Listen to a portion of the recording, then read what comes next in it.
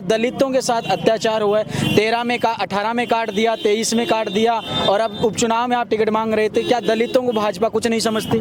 दलितों को दलित ही क्यों कहें? उनको चलित करें, उदित करें, आगे बढ़ाएं। शोषित है उनको शोषित नहीं, पोषित करने का काम करेंगे, वो उत्साहित करने का काम करेंगे। जो प्रताड़ित है उनको उत्साहित करेंगे और गरीबों की आवाज को सुनने का काम करेंगे। अंता विधानसभा चुनाव की रणभेरी शुरू हो चुकी है और कई प्रत्याशियों ने अपने नामांकन दाखिल किए। भाजपा और कांग्रेस ने जिस तरह से टिकट दिया उसके बाद एक बार नरेश मीणा के साथ साथ एक प्रत्याशी और है, उन्होंने भी निर्दलीय ताल ठोक दिया। वो है अटरूबारा से विधायक रहे भाजपा की तरफ से मेघवाल जी साहब। इनसे बात करेंगे रामपाल जी मेघवाल जी की क्या क्या मुद्दे रहने वाले हैं, आखिरकार क्यों भाजपा से बगावत कर ताल ठोक दिए। राम राम साहब। राम राम साहब। आखिर ऐसा क्या हुआ कि भाजपा से बगावत कर निर्दलीय ताल ठोक दी? जी बिल्कुल सही आपने फरमाया है। वास्तव में मैं भारतीय जनता पार्टी से पहले एमएलए रहा हूँ 13 से 18 के बीच में, और उसके बाद में सबसे अधिक मतों से जीता हूँ। उसके बाद में मुझे टिकट नहीं दिया है, एक बार नहीं, 2 बार नहीं, 3 बार भी मुझे टिकट नहीं दिया, और ये चौथी बार भी मैं जीता हुआ पूरे 12 जिले के अंदर पहला एमएलए था जीता हुआ बैठा हुआ था, और मेरी कोई किसी ने संभाल नहीं ली। परंतु मैंने सबको देखकर मैं किसी की भावना को ठेस नहीं पहुंचाता हुआ, मुझे किसी से गिला शिकवा नहीं है। कौन खड़े हैं कौन नहीं खड़े हैं, मैं अपने विवेक से स्वतंत्र प्रत्याशी के रूप में खड़ा हूं। मैं देखना चाहता हूं दलितों को दलित ही क्यों कहें? उनको चलित करें, उदित करें, आगे बढ़ाएं। शोषित है उनको शोषित नहीं, पोषित करने का काम करेंगे, वो उत्साहित करने का काम करेंगे। जो प्रताड़ित है उनको उत्साहित करेंगे और गरीबों की आवाज को सुनने का काम करेंगे।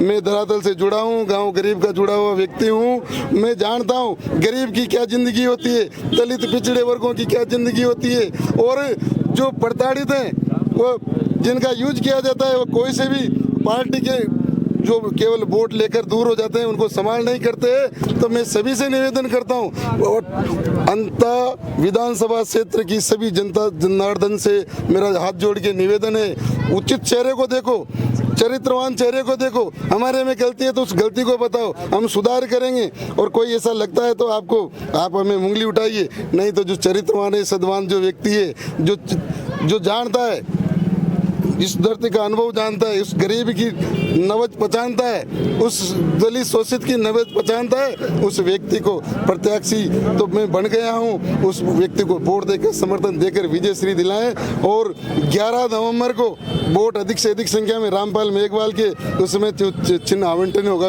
निर्वाचन आयोग से, उस चिन्ह पे मैं आपको दुनिया बता दूंगा। एक चीज जानना चाहता हूँ कि कहीं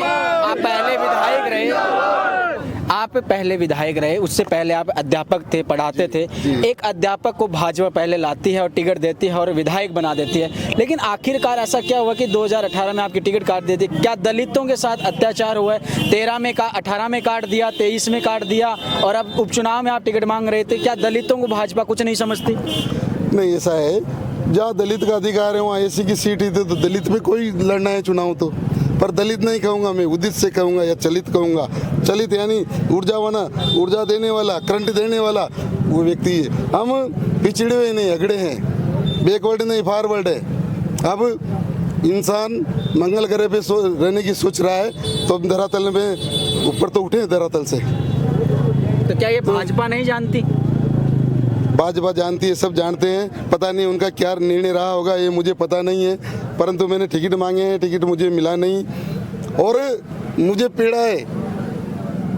जो पीड़ा को मैं किसी के ऊपर नहीं थोपना चाहता, मैं तो खुद अपने विवेक से स्वतंत्र होकर और इसमें ताल ठोक रहा हूँ। और जो लोग पीड़ित हैं, शोषित है, वंचित है, प्रताड़ित हैं, उनसे मेरा निवेदन है वो पहचाने, केवल यूज एंड थ्रो नहीं समझे। केवल वोट लेकर दूर हो जाते हैं, उनको सुनने वाला कोई नहीं होता। मैं अब फील्ड में रहूंगा, मैं गांव गरीब का ये व्यक्ति दलितों हूँ। वाला सवाल इसलिए था क्योंकि पिछले दिनों एक एनएसयूआई के जो प्रदेशाध्यक्ष थे विनोद जाखड़, वो दलित समुदाय से आते हैं, बड़े लीडर बन रहे हैं युवाओं में, उनको आरएसएस के द्वारा कुछ बोलने के कारण उनको काफी दिनों तक जेल में रखा। ये इस सवाल इसलिए था कि दलितों के साथ ये अत्याचार हो रहा है, नेतागिरी में आगे नहीं बढ़ने दिया जा रहा है। किसी का अपमान करना शोभा नहीं देता, वह दलित हो या स्वर्ण हो या ओबीसी का हो या एसटी का हो, किसी का अपमान में जाके किसी के मंच पे जाके अपमान नहीं कर सकता। मैं किसी का अपमान करने का मुझे अधिकार नहीं है। मेरा अधिकार वही है जिस सीमा में संविधान के अनुसार है, वो उसमें मैं लेकिन बीजेपी के जो प्रत्याशी हैं वो भी सही सिंपल आदमी बताए जा रहे हैं मोरपाल जी, तो आखिर उनका साथ क्यों नहीं दे रहे? मैंने पहले बोल दिया है, मैं व्यक्ति विशेष का किसी का विरोध नहीं कर रहा। मैं खुद मेरी मन से पीड़ित हूँ, मैं किसी की भावना को ठेस नहीं पहुँचाने का काम। नरेश मीणा ने भी निर्दलीय ताल ठोक दी है और वो भी आपकी तरह निर्दलीय चुनाव लड़ रहे हैं। लड़ सकते हैं, उनको भी आजमाना है, वो भी ताल ठोकेंगे, उनको भी आजमाना है, अच्छी बात है।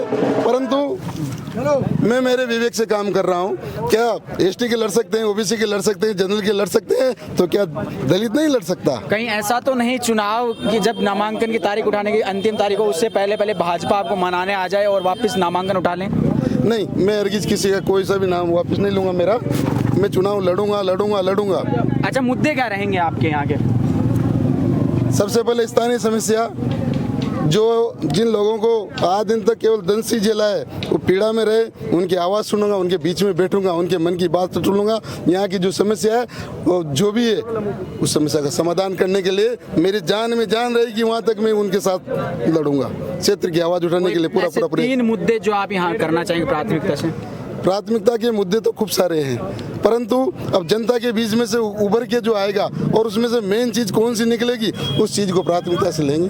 जी, तो ये हैं वो रामपाल जी मेघवाल, जो कि पहले 1812 से विधायक रहे हैं और अब इन्होंने निर्दलीय ताल ठोकर अंता विधानसभा चुनाव उसको रोमांचक बना दिया है। क्योंकि पहले 3 दावेदार ही ऐसे थे जो कि त्रिकोणीय मुकाबला लग रहा था, लेकिन ये भी अभी जो पहले विधायक रहे हैं और दलित समुदाय से आते हैं, एससी जाते हैं, तो इन्होंने भी अब निर्दलीय ताल ठोकर चुनाव को रोमांचक बना दिया। अब ये देखना दिलचस्प होगा जैसे जैसे चुनाव की तारीख नजदीक आए उसके बाद चुनावी समीकरण कैसे बदलेंगे। तब तक के लिए मुझे दीजिए इजाजत, नमस्कार, राम राम साहब।